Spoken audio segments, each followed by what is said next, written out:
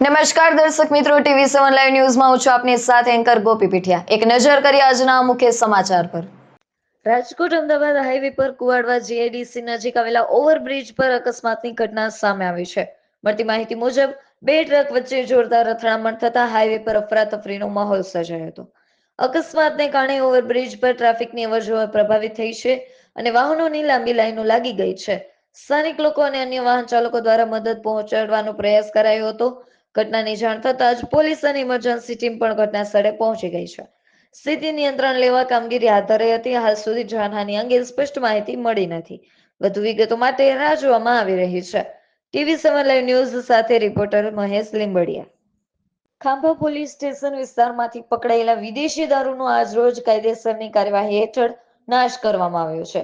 આ કાર્યવાહી દરમિયાન કુલ 12,845 બોટલનો જથ્થો અંદાજિત 59.95 લાખનો મુદ્દામાલ નષ્ટ કરવામાં આવ્યો છે।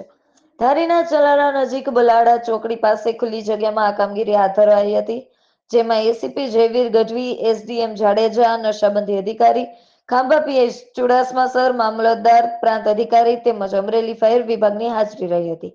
ચલાળા પોલીસ દ્વારા યોગ્ય બંદોબસ્ત સાથે સમગ્ર કાર્યવાહી શાંતિપૂર્ણ રીતે પૂર્ણ કરવામાં આવી હતી। TV7 લાઈવ ન્યૂઝ સાથે રિપોર્ટર મહેશ લીંબડિયા। આજ રોજ ધારી ડિવિઝનના ખાંભા પોલીસ સ્ટેશનના જે પ્રોહિબિશનનો મુદ્દામાલ છે એની નાશની કામગીરી રાખવામાં આવેલી છે, જેનામાં માનનીય એસડીએમ ધારી સાહેબ, ખાંભા પીઆઈ અને જે પ્રોહિબિશન અધિકારીઓ છે એ હાજર રહેલા છે।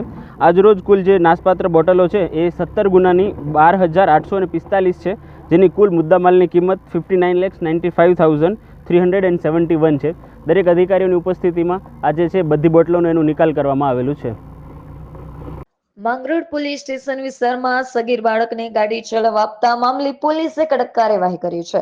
મળતી માહિતી મુજબ એક ઇસમ દ્વારા સગીર બાળકને વાહન સોંપવામાં આવ્યું, જેને કારણે રસ્તા પર તેણે પોતાની સાથે બીજા લોકોના પણ જીવને જોખમમાં મૂક્યા। આ બાબત ધ્યાનમાં આવતા માંગરોળ પોલીસે તાત્કાલિક કાર્યવાહી હાથ ધરી છે। જવાબદાર ઇસમ વિરુદ્ધ કાયદેસરની કાર્યવાહી શરૂ કરી છે। પોલીસે સ્પષ્ટ સંદેશ આપ્યો છે કે ટ્રાફિક નિયમોનું ઉલ્લંઘન સહન કરવામાં નહીં આવે અને સગીરને વાહન ચલાવવા આપવાના સામે કડક પગલાં લેવાશે। આ મામલે પોલીસે વધુ તપાસ હાથ ધરી છે। તળાજા તાલુકાના બોડી ગામમાં કંડલા ગોરખપુર ગેસ પાઇપલાઇન પ્રોજેક્ટને લઈને વિવાદ ઉગ્ર બન્યો છે। ખેડૂતોના આક્ષેપો છે કે આઈએચબી કંપની દ્વારા બિનઅધિકૃત રીતે ખેતીવાડી જમીનમાં પ્રવેશ કરીને ઊભા પાકને ભારે નુકસાન પહોંચાડવામાં આવ્યું છે। ખેડૂતોના જણાવ્યા મુજબ કંપનીના વાહનો અને મશીનરીથી ડુંગળી, જુવાર, આંબાના પાકને નુકસાન થયું છે। વિરોધ છતાં કામ ચાલુ રાખવામાં આવતા ખેડૂતોમાં રોષ ફેલાયો છે। ખેડૂતોનો આક્ષેપ છે કે હજુ સુધી કોઈ વળતર ચૂકવવામાં આવ્યું નથી, જેના કારણે તેઓ જમીન આપવાનો ઇનકાર કરી રહ્યા છે। આ મામલે ખેડૂતો દ્વારા પ્રાંત અધિકારીને લેખિત રજૂઆત કરી તાત્કાલિક તપાસ અને યોગ્ય વળતરની માંગણી કરવામાં આવી છે। હવે તંત્ર શું પગલાં લે છે તે મહત્વનું રહેશે। TV7 લાઈવ ન્યૂઝ સાથે રિપોર્ટર દિલીપ ગડથરિયા, મહુવા। રાજકોટના ભગવતીપરા વિસ્તારમાં આમ આદમી પાર્ટી ઉમેદવારોને મળ્યું જન સમર્થન। ભગવતીપરા વિસ્તારમાં આમ આદમી પાર્ટીએ ચૂંટણીની તૈયારીના ભાગરૂપે પોતાના ઉમેદવારોને જાહેર કર્યા બાદ સ્થાનિક લોકો તરફથી સારો પ્રતિસાદ મળી રહ્યો છે। વિસ્તારમાં ઉમેદવારો પર લોકો પ્રેમ અને સમર્થન વરસાવતા જોવા મળી રહ્યા છે। હવે નજર ભાજપ અને કોંગ્રેસ પર છે કે તેઓ પોતાના ઉમેદવારો જાહેર કર્યા બાદ તેમને પણ શું આવું જ જન સમર્થન મળે છે કે કેમ। જસદણ બાયપાસ રોડ નજીક બાઇક અને ટ્રેક્ટર વચ્ચે ગમખ્વાર અકસ્માત સર્જાયો હતો। અકસ્માતમાં મિલન વિનુ ઘાઘલ નામના યુવકનું ઘટના સ્થળે જ મોત નીપજ્યું હતું, જ્યારે બાઇક પાછળ બેઠેલી વ્યક્તિને ઈજા પહોંચતા તેને તાત્કાલિક સરકારી હોસ્પિટલમાં સારવાર અર્થે ખસેડવામાં આવ્યા હતા। અકસ્માત બાદ ટ્રેક્ટર ચાલક ફરાર થઈ ગયો હોવાનું સામે આવ્યું છે। મૃતદેહને પીએમ અર્થે જસદણ સિવિલ હોસ્પિટલ ખાતે ખસેડવામાં આવ્યો છે। જસદણ પોલીસે ગુનો નોંધી આગળની તપાસ હાથ ધરી છે। TV7 લાઈવ ન્યૂઝ સાથે reporter Manish Ramani, Jasdan. Kheda national highway પર ભગુપુરા અંડરપાસ પાસે ટ્રિપલ અકસ્માત સર્જાયો છે। ટ્રક અને આઈસર કન્ટેનર વચ્ચે થયેલી જોરદાર ટક્કરમાં એક બાઇક ચાલક ગંભીર રીતે ઘાયલ થયો છે। પ્રાથમિક માહિતી મુજબ પૂરપાટ ઝડપે દોડી રહેલા લોડિંગ ટ્રકે અંડરપાસ પાસેથી પસાર થઈ રહેલા આઈસર કન્ટેનરને જોરદાર ટક્કર મારી હતી। ટક્કરની અસર એટલી ભયાનક હતી કે સામેથી આવી રહેલા બાઇક ચાલક પણ તેની ઝપેટમાં આવી ગયો। અકસ્માત બાદ આસપાસના લોકો તરત જ ઘટના સ્થળે દોડી આવ્યા અને 108 એમ્બ્યુલન્સને જાણ કરી। ઘાયલ બાઇક ચાલકને તાત્કાલિક ખેડા સિવિલ હોસ્પિટલમાં સારવાર માટે ખસેડાયો છે। મળતી માહિતી અનુસાર અકસ્માત બાદ ટ્રક અને આઈસર કન્ટેનરના ચાલકો સ્થળ પરથી ફરાર થઈ ગયા છે. પોલીસ દ્વારા વધુ તપાસ હાથ ધરવામાં આવી છે. TV7 લાઈવ ન્યૂઝ સાથે રિપોર્ટર મહેશ લીંબડિયા.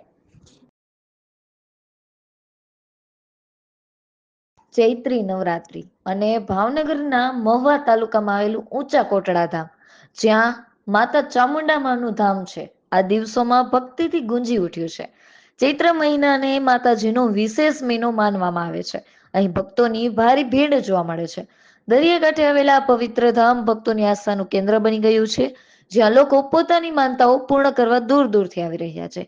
ચૈત્ર મહિનામાં રોજ અંદાજે 5 થી 10,000 જેટલા ભક્તો માતાજીના દર્શન કરવા પહોંચે છે, જેને કારણે સમગ્ર વિસ્તારમાં ધાર્મિક માહોલમાં રંગાઈ ગયું છે. TV7 લાઈવ ન્યૂઝ સાથે રિપોર્ટર રાકેશ ગોયલ સાથે ગંભીર બારૈયા, મહુવા. પોરબંદર જિલ્લામાં કરુણ ઘટના સામે આવી છે. ભાણવડ નજીક રાણા રોજીવડા ગામે 2 નિર્દોષ બાળકોના તળાવમાં ડૂબી જવાથી મોત નીપજ્યા છે. મળતી માહિતી મુજબ સ્કૂલેથી છૂટ્યા બાદ બાળકો નેસડા તળાવમાં નાહવા માટે ગયા હતા. આ દરમિયાન નિખિલ હાજાભાઈ ટોરિયા ઉંમર 11 વર્ષ અને સુમિત જગદીશભાઈ સોલંકી ઉંમર 12 વર્ષ તળાવમાં ડૂબી જતા દુર્ઘટનાગ્રસ્ત બન્યા હતા. ખાસ કરીને સુમિત સોલંકી, જે 5 બહેનો વચ્ચેનો એક જ માત્ર ભાઈ હતો, જેના નિધનથી પરિવાર પર આભ તૂટી પડ્યું છે. આ ઘટનાથી વાલીઓ માટે ચેતવણી રૂપ પણ સાબિત થઈ છે. બંને બાળકોને ભાણવડ હોસ્પિટલ ખાતે પોસ્ટમોર્ટમ માટે ખસેડાયા છે. સમગ્ર ગામમાં શોકનો માહોલ છવાઈ ગયો છે. આ મામલે આગળની તપાસ બગવદર પોલીસે હાથ ધરી છે. TV7 લાઈવ ન્યૂઝ સાથે રિપોર્ટર ઘનશ્યામસિંહ વાઢેર, દેવભૂમિ, દ્વારકા.